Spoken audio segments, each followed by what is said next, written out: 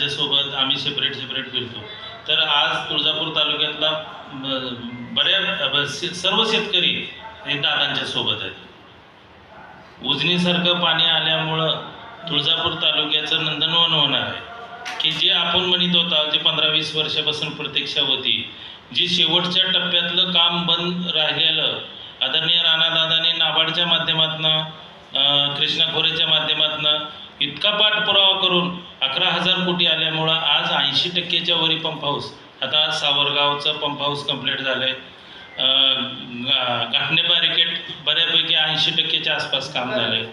तुमच्या इथं शिंदपळचं पंप हाऊसमध्ये 80% काम झालं आहे. आता लिफ्टिंग फक्त राहिले. आचारसंहिता जर झाली तर ती कंप्लीट होईल. सरकारच्या माध्यमातून जे त्यांना म्हणजे हे वाढविल्यामुळं मानधन वाढविल्यामुळं एकदम खुश आहेत सगळे लोक. शेतकरी वर्गाला तुम्ही काय आवाहन कराल या निमित्तानं, निवडणुकीच्या निमित्तानं जी काही शेतकरी सन्मान योजना आहे किंवा शेतकऱ्याच्या सोयाबीनच्या विषयाच्या अनुषंगाने तुमच्याकडे काय? आता शेतकऱ्यांच्या आता सोयाबीनचा भाव 4,892 रुपये कायमस्वरूपी सरकारने हमी भाव दिलेला आहे. 1 रुपयाचा पीक विमा आहे. आता शेतकरी सन्मानने ह्याच्यात पगार वाढ केलेली आहे.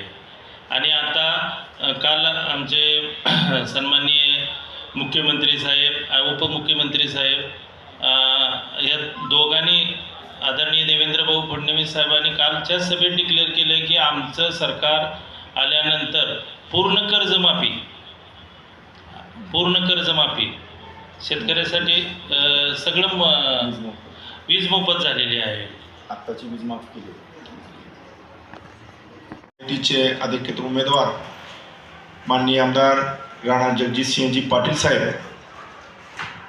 हे गेल्या पंचवार्षिकमध्ये तुळजापूर तालुक्यामध्ये जो त्यांनी विकास केला आणि ज्या विकासांच्या मुद्द्यावर आम्ही या तुळजापूर विधानसभेच्या मायबाप जनतेच्या दारात जातोय. खरं तर आम्ही जनतेची कामं एवढी केली आहे की आज आम्ही प्रचाराला जात असताना आम्हाला त्या दादांनी केलेल्या कामांची रूपरेषा सांगताना अक्षरशः वेळ पुरत नाही, हे वास्तव आहे. मग ते तुळजापूर तालुक्यातील प्रत्येक गावी रोड, रस्ते, सभागृह आणि जे काही त्या गावातील नागरिकांनी आम्हाला मागणी केली तो दिलेला निधी असेल, मग तुळजापूर तालुक्यासाठी, आपल्या धाराशिव जिल्ह्यासाठी, मराठवाड्यासाठी आपल्या कृष्णा खोऱ्याचं आलेलं पाणी असेल, मग आपल्या तुळजापूर तालुक्याला जे आपल्या तुळजापूर तालुक्यातील आपल्या तुळजापूर शहरातील सर्व जनतेने जे स्वप्न बघितलं होतं ते रेल्वे असेल, मग तुळजाभवानीच्या मंदिरचा विकास असेल, तुळजापूर शहरातला विकास असेल, या अनेक बाबीसह महाराष्ट्र शासन आणि केंद्र शासन यांनी ज्या योजना राबवल्या, मग ती लाडकी बहीणसारखी योजना असेल, लाडका भाऊसारखी योजना असेल, मग पीक विम्याचा विषय असेल, पीक विमा जो 1 रुपयात आज शेतकऱ्यांचा पीक विमा त्या ठिकाणी आपण भरून घेतो तो विषय असेल, शेतकऱ्यांना मिळणारी पगार असेल, किंवा आमच्या महिलांच्या त्या ठिकाणी अनेक ज्या शैक्षणिक सुविधा या महाराष्ट्र शासनानं पुरवल्या तो विषय असेल, हे सगळे विषय घेऊन आम्ही आज जनतेच्या दारात जातोय. आणि आम्ही अगदी स्वच्छ मनानं सांगतो की आमदार राणा जगजितसिंह पाटील साहेबांनी काम एवढं केलंय की आम्ही जनतेच्या दारात गेल्यानंतर त्यांच्या चेहऱ्यावरती आम्हाला पाहिलं की आम्ही एक आमदार राणादादांचे प्रतिनिधी म्हणून ज्यावेळेस आम्ही त्यांच्या दारात जातो, हा मत मागण्यासाठी त्या ठिकाणी जातो, त्यावेळेस त्यांच्या चेहऱ्यावरती एक प्रसन्नता असते, एक तेज असतं आणि ते आम्हा कार्यकर्त्यांचं अगदी हसत मुखाने स्वागत त्या ठिकाणी करतात. कारण आमदार राणा जगजितसिंह पाटील साहेबांनी या 5 वर्षामध्ये म्हणण्यापेक्षा या 2.5 वर्षाच्या काळामध्ये जो या तुळजापूर तालुक्याला, या तुळजापूर शहराला जो निधी आणला, जो भरघोस असा 1000 कोटीचा निधी आणला, तो केवळ या 2.5 वर्षात त्यांनी आणलाय. मग या ठिकाणी आपल्याला 11,700 कोटी जे सिंचन, कृष्णा सिंचन खोऱ्याची योजना आपली रखडलेली होती, ती 2.5 वर्षामध्ये 11,700 कोटीचा निधी त्यांनी फडणवीस साहेबांच्या माध्यमातून, या महायुती शासनाच्या या ठिकाणी एकनाथजी शिंदे साहेबांच्या माध्यमातून त्या ठिकाणी आणलं. मग रेल्वेला मिळाला निधी असेल, रेल्वेला या उद्धव बाळासाहेब ठाकरे हे मुख्यमंत्री असताना राज्य शासनाचा जो वाटा अपेक्षित होता, तो राज्य शासनाचा वाटा या महाराष्ट्राच्या, आपल्या या महाराष्ट्राची कुलस्वामिनी आई तुळजाभवानीला रेल्वे आणण्यासाठी गरजेचा होता, तो वाटा सुद्धा त्यांनी देण्याचं कष्ट त्या ठिकाणी घेतलं नाही. या 2.5 वर्षामध्ये आमदार राणा जगजितसिंह पाटील साहेबांनी तो 500 कोटीचा निधी त्या ठिकाणी बसून या महाराष्ट्र शासनाकडून मंजूर करून घेतला आणि आज त्या ठिकाणी 10 ते 12 किलोमीटरचं काम हे रेल्वेचं सुरू झालंय आणि ते 10 ते 12 किलोमीटरचं काम त्या ठिकाणी पूर्ण झालंय. मग आमच्या लाडक्या बहिणींचा विषय असेल, आमच्या लाडक्या बहिणींना त्या ठिकाणी 1,500 रुपये प्रतिमाह ही योजना जाहीर केली. अगदी कमी काळामध्ये 2 ते 3 महिन्यामध्ये सर्व ज्या पात्र माझ्या माता भगिनी आहेत त्या सर्व पात्र माता भगिनींना त्या ठिकाणी 1,500 रुपये हे मासिक त्या ठिकाणी सुरू झाले आणि या दिवाळीमध्ये सर्वसामान्य आमच्या माता माऊलींची त्या ठिकाणी दिवाळी ही गोड झाली.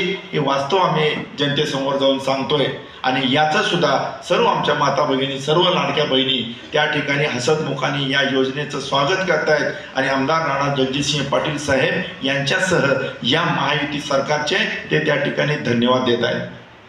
मग पीक विमा जो 2019-20-21चा पीक विमा त्या ठिकाणी या पीक विमा कंपनीने गिळंकृत केला होता. पीक विमा कंपनीनं परंतु भरणारे सुद्धा जे शेतकरी आमचे बांधव आहेत ते भरणारे बांधव सुद्धा त्या ठिकाणी हे पीक विमा विसरले होते.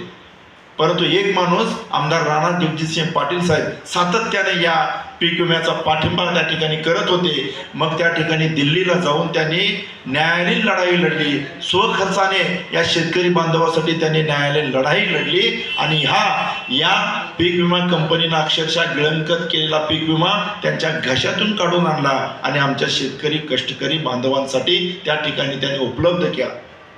मग विकासाची कामं असतील, आरोग्याची कामं असतील, विविध त्या ठिकाणी योजना असतील, या सगळ्या 100% आमदार राणा जगजितसिंह पाटील साहेबांनी कार्यकर्त्यांच्या माध्यमातून राबवल्या. म्हणून आज आमचा कार्यकर्ता उजळ मात्याने प्रत्येकाच्या घरी जाऊ शकतोय आणि आमदार राणा जगजितसिंह पाटील साहेबांना याही वेळेस प्रचंड बहुमताने, अगदी ऐतिहासिक मताधिक्य देऊन त्यांनी त्या आमदार साहेबांना पुन्हा एकदा आमदार करावं अशी आम्ही विनंती त्यांना करतोय. आणि प्रचंड उत्साह या तुळजापूर तालुका विधानसभामध्ये प्रचंड उत्साह आहे.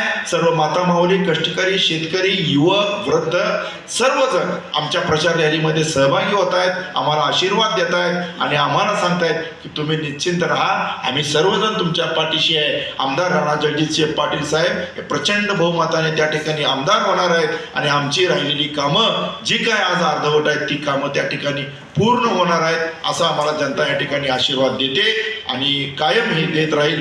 एवढंच मी या निमित्ताने आपल्याला सांगू इच्छितो. या व्यतिरिक्त आपण आपल्या मनामध्ये काही शंका असतील किंवा आपण काही आम्हाला विचारू इच्छिता तर आपण विचारू शकता.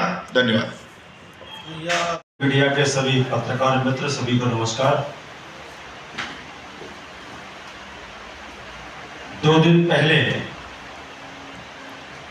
कर्नाटक के उपचुनाव में कांग्रेस के एक्स एमएलए आजमपीर कादरी ने एक आपत्तिजनक बयान दिया है. वो आपत्तिजनक बयान ये है, कादरी ने कहा कि बाबा साहब भीमराव अंबेडकर ये इस्लाम धर्म ग्रहण करना चाहते थे. इन्होंने दबाव में बौद्ध धर्म ग्रहण किया है. ये आपत्तिजनक बयान है, ये बाबा साहब का अपमान करने वाला बयान है. संविधान निर्माता बाबा साहब भीमराव अंबेडकर एक संघर्ष का नाम है, एक देशभक्ति का नाम है,